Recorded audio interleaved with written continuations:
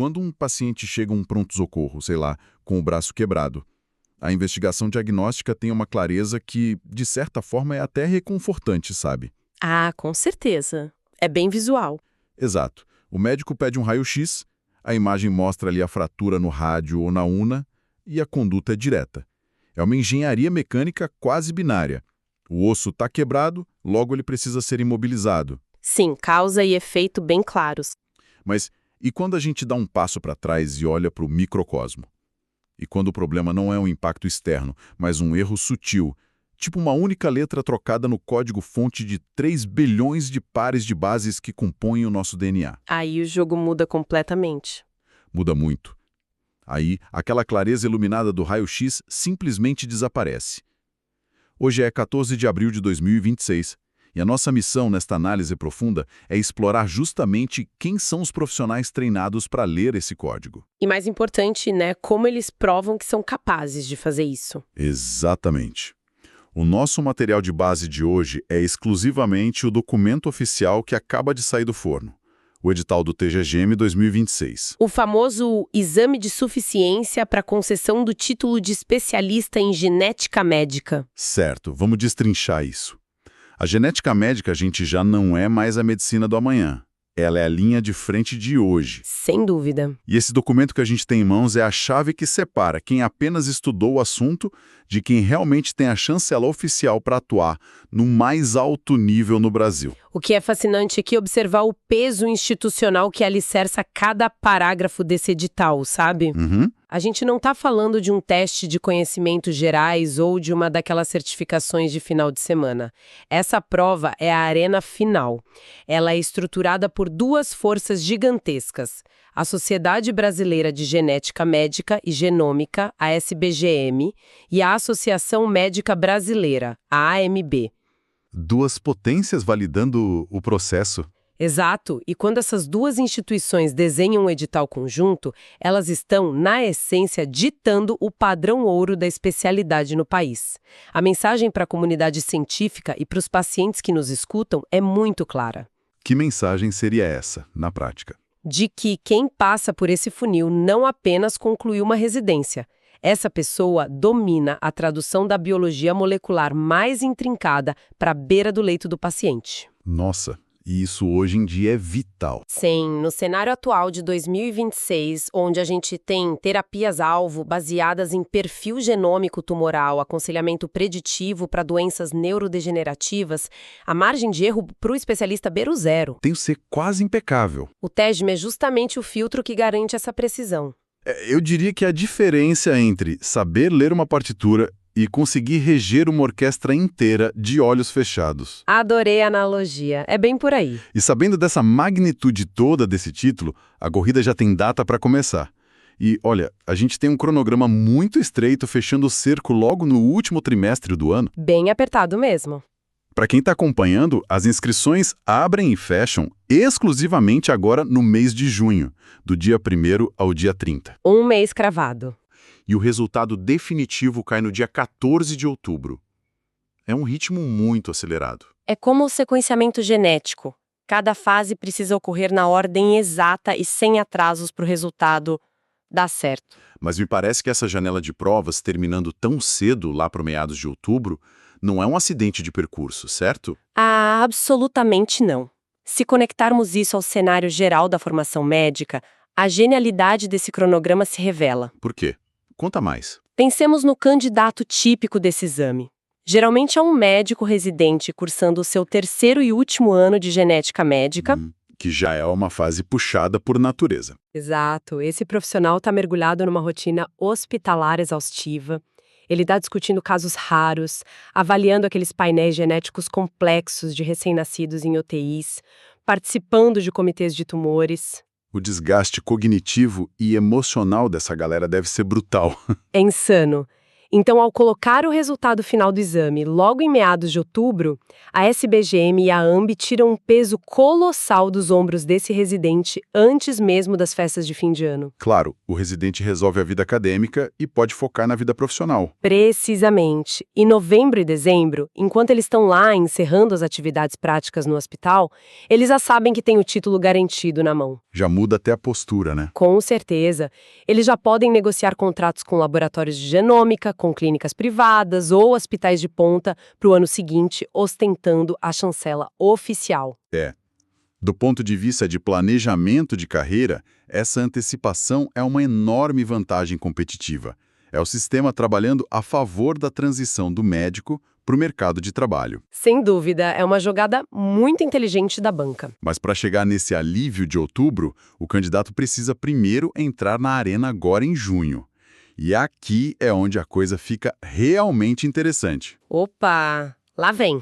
Lendo o edital, eu me deparei com algo que honestamente me fez voltar e reler o parágrafo umas 2 vezes para ter certeza de que eu não estava vendo coisas. Eu acho que eu sei do que você está falando. O documento crava, com todas as letras, que não haverá cobrança de taxa de inscrição.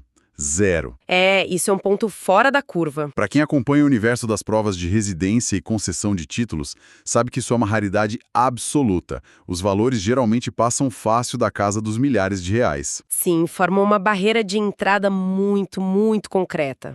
E do nada, o TEG 2026 abre as portas financeiras. Como você vê isso? Olha, é uma quebra de paradigma formidável.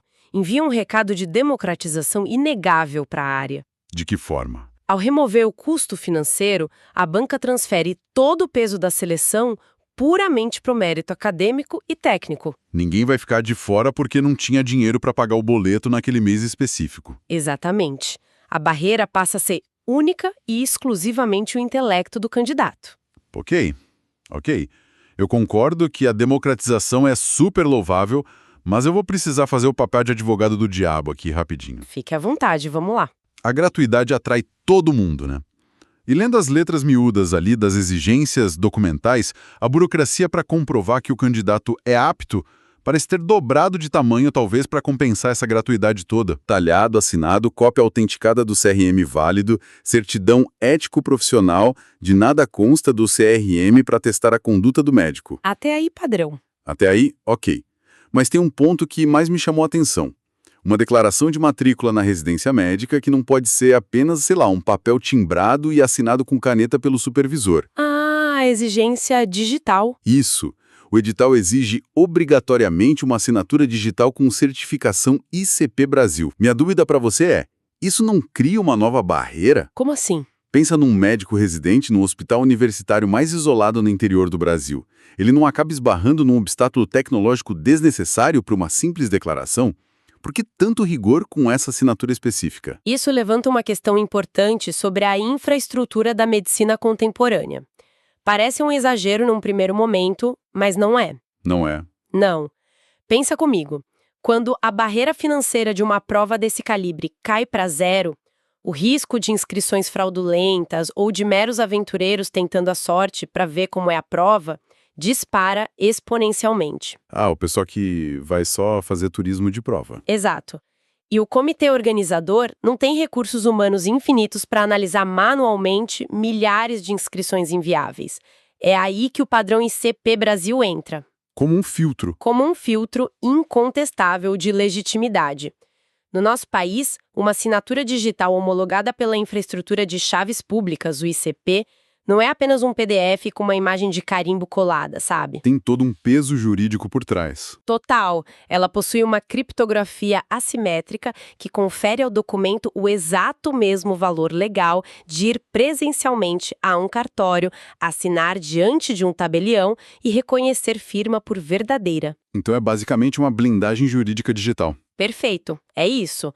Numa era em que qualquer software básico de edição de imagem permite que alguém forje um carimbo e uma assinatura da secretaria de um hospital, a exigência do ICP Brasil elimina a falsificação na raiz. Corta o mal pela raiz. Isso garante que os avaliadores gastem o tempo deles analisando exclusivamente a documentação de médicos residentes genuínos do Brasil. É a tecnologia garantindo a integridade do processo para que ele possa, de fato, permanecer gratuito. Entendido. A gratuidade é o convite da festa, mas o ICP Brasil é aquele leão de chácara na porta que garante o evento seja apenas para quem está na lista VIP. Ótima imagem mental. Com essa etapa burocrática e tecnológica superada, a gente chega ao núcleo da nossa análise profunda de hoje. O temido dia 1º de setembro, a prova em si. O dia D. E o desenho desse exame merece uma atenção minuciosa de quem está acompanhando a gente. O edital prevê uma única etapa teórica. Vão ser 80 questões de múltipla escolha. E tem uma novidade no formato. Sim, tem um detalhe estrutural muito específico e até curioso. Cada questão terá apenas 4 alternativas. Letras A, B, C e D. Fugindo do padrão clássico. Exato. O padrão mais comum no Brasil para concursos e provas médicas são 5 alternativas, até a letra E. O exame vai abranger genética básica e genética médica, valendo ali uma nota máxima de 10. Um escopo enorme de conteúdo. Pois é, 80 questões parece um número razoável. Mas a minha provocação é como é que se condensa 3 anos de uma residência inteira, cobrindo desde a genética básica lá do início, até as aplicações médicas de ponta, em apenas 80 perguntas. É essa grande questão. Então, o que tudo isso significa? Significa que condensar toda a genética básica e médica em 80 questões exige uma preparação cirúrgica. Ter que dominar tudo isso para uma prova de etapa única não é brincadeira. Nesse momento, preciso dar uma dica de ouro aqui. Se você é estudante e quer se preparar de verdade, entra agora em medicoub.com.br, baixa o app e aproveita o maior banco de questões do Brasil, com provas anteriores de todas as instituições, questões comentadas, resumos práticos, aulas completas e flashcards prontos para revisar onde quiser. É o tipo de ferramenta que muda o jogo. Com certeza faz toda a diferença chegar preparado nesse nível. Porque essa condensação que você mencionou é a grande armadilha para quem subestima a prova. Como assim uma armadilha? Quando o edital divide o conteúdo entre genética básica e genética médica, ele está falando de um espectro simplesmente gigantesco. Genética básica não é mais apenas entender as leis de Mendel lá da escola ou saber o que é um cromossomo. A biologia de ensino médio ficou para trás. Muito para trás. Em 2026, a gente está falando sobre epigenética avançada, mecanismos de silenciamento de RNA, mosaicismo germinativo e arquitetura de polimorfismos de nucleotídeo único. É a fundação molecular pura. Seria a física quântica da biologia, por assim dizer. Olha, uma comparação perfeita, é exatamente isso. Já a parte de genética médica, que é o outro bloco da prova, é como essa teoria toda quântica se traduz na vida real, na clínica do dia a dia. Onde o paciente está ali sentado na sua frente. Isso. É o residente saber identificar características dismórficas em um recém-nascido, por exemplo. Ou solicitar o exame genético correto na hora certa. Que não deve ser barato nem simples. Longe disso. Ele tem que decidir, peço um sequenciamento de exoma completo ou um microarray. E o mais desafiador de tudo, interpretar os resultados. Ah, a comunicação da notícia. Sim. Como você comunica a uma família inteira que eles possuem uma mutação patogênica que predispõe a um câncer agressivo? Como você avalia a farmacogenômica de um paciente para saber se um antidepressivo específico vai ter o efeito desejado ou se vai ser altamente tóxico para ele? Nossa, é uma responsabilidade brutal. Então, sintetizar tudo isso em apenas 80 questões significa que nenhuma pergunta ali será trivial. Zero encheção de linguiça. Nenhuma questão de graça. Nenhuma. Cada enunciado será um caso clínico denso que vai exigir um conhecimento transversal muito aguçado. E é exatamente por causa dessa transversalidade que o formato de 4 alternativas A, B, C e D me deixa muito intrigado. É contraintuitivo, né? Muito. À primeira vista, um candidato mais desavisado pode pensar maravilha. Menos texto para ler na prova, 20% a menos de opções para analisar por questão. A ilusão da facilidade. Exato. Mas se a banca precisa testar todo esse conhecimento complexo que você acabou de listar em menos opções, a redução das alternativas não torna a prova, paradoxalmente, muito mais perigosa? Sem a menor dúvida. E esse é o pulo do gato das bancas examinadoras mais sofisticadas de hoje em dia. Pulo do gato para pegar o candidato desprevenido? Sim. Pensa bem, quando uma prova tem 5 alternativas, o examinador frequentemente precisa colocar 1 ou 2 opções ali que são patentemente absurdas, apenas para preencher o espaço da letra D ou E. Aquelas alternativas que qualquer um com um mínimo de estudo já risca e elimina de cara. Isso. Mas quando você corta a prova para 4 alternativas no exame de alto nível, O espaço para o erro óbvio desaparece. Todas as 4 opções que sobrarem ali passam a ser clinicamente muito plausíveis. Nossa, dá para imaginar o candidato lendo a questão e suando frio na cadeira porque a alternativa A, B e a C parecem todas corretas dependendo do ângulo que você olha. É o que a gente chama na formulação de provas de divergência fenotípico-molecular. Pera, traduz isso para quem nos escuta. Divergência é o quê? Típico-molecular. Vou te dar um exemplo. O examinador descreve no enunciado um paciente com sintomas que lembram perfeitamente a síndrome de Marfan, por exemplo. Certo. Sintomas físicos clássicos. Isso. Aí o candidato, ansioso pelo tempo de prova, reconhece os sinais físicos, o fenótipo, e vai direto buscar a resposta com um diagnóstico. Mas as 4 alternativas não dão nomes de doenças. Elas oferecem mecanismos moleculares sutis. Ah, entendi. Eles não perguntam o nome, perguntam o como. Exato. Uma alternativa descreve haploinsuficiência. A outra descreve um efeito dominante negativo do gene da fibrilina 1. E por aí vai. Que maldade. Se o candidato sabe apenas diagnosticar olhando para o paciente, mas não entende o porquê molecular profundo daquela patologia específica, a alternativa de 4 opções vai engolir ele vivo. Então a dificuldade real não está em ler um monte de opções, mas sim em desfazer as pequenas armadilhas conceituais escondidas dentro delas. A interpretação ali é tudo. Isso mostra que aquela preparação antiga, baseada puramente na decoreba de quadros clínicos, está morta e enterrada. Completamente obsoleta. Esse formato de prova pune quem tem memória fotográfica boa, mas está sem aquele raciocínio lógico profundo, né? Pune mesmo. O candidato precisa treinar a mente para enxergar não só a doença, mas o mecanismo da engrenagem. Tem que treinar o olho para essas nuances sutis que você mencionou. É uma prova que cobra muita interpretação. A genética não é estática. E a avaliação do geneticista que a SBGM quer aprovar também não pode ser. Quem resolve bancos de questões inteligentemente descobre esses padrões ocultos de como as bancas tentam confundir os conceitos. Tipo, confundir herança dominante com recessiva no detalhe? Isso, ou conceitos como penetrância incompleta e a expressividade variável. Isso você não aprende só lendo um tratado médico de 1000 páginas. Você aprende errando os simulados e entendendo a lógica estrutural por trás do erro. Perfeito. E olha, falando em coisas que não são estáticas, isso nos leva a um alerta vital que está cravado ali bem nas entrelinhas do documento oficial. Ah, o acompanhamento do edital. Isso. Tem uma seção ali que, se a pessoa lê com pressa, parece apenas um aviso burocrático protocolar, mas que na prática do mundo real é uma norma de sobrevivência até o dia da prova. É a exigência explícita e intransigente de acompanhamento contínuo da página oficial da banca. Sim, e a negligência em relação a esse ponto tem custado a aprovação de candidatos brilhantes ao longo dos anos, não tem? Tem. Muito candidato bom roda nisso. O edital de um exame de título médico não é um documento gravado em pedra no dia que ele é publicado. Ele é a lei máxima, claro, mas é uma lei sujeita a emendas imediatas o tempo todo. O documento oficializa que a responsabilidade de se atualizar sobre retificações é inteira e exclusiva do candidato.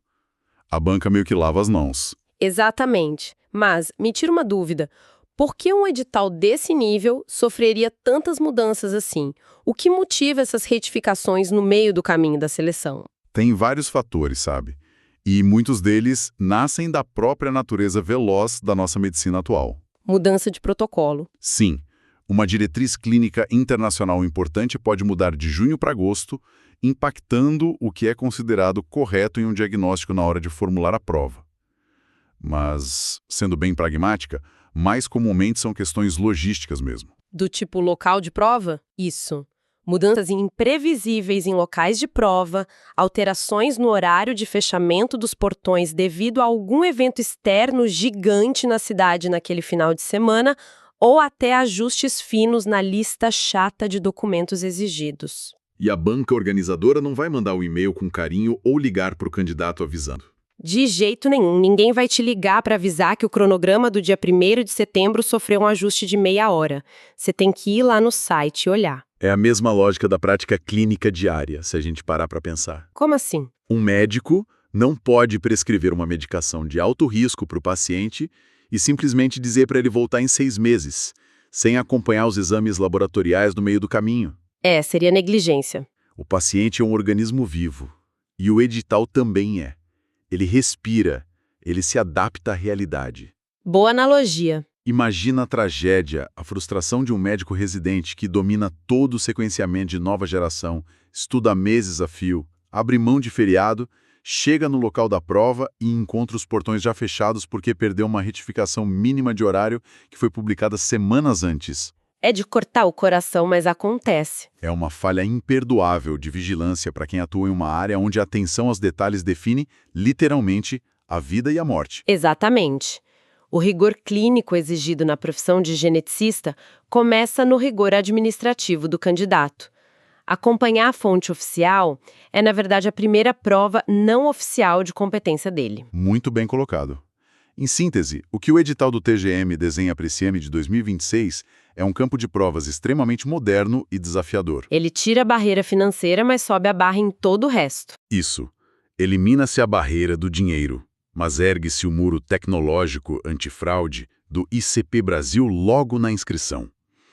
O exame condensa a vastidão absurda da genética básica e médica em 80 questões teóricas em um formato reduzido de alternativas. O que, como a gente viu, aumenta drasticamente a complexidade interpretativa das pegadinhas clínicas e moleculares. E como pano de fundo de todo esse cenário intenso, a gente tem um cronograma exíguo, super apertado, que exige do candidato uma atenção vigilante até o último segundo do processo.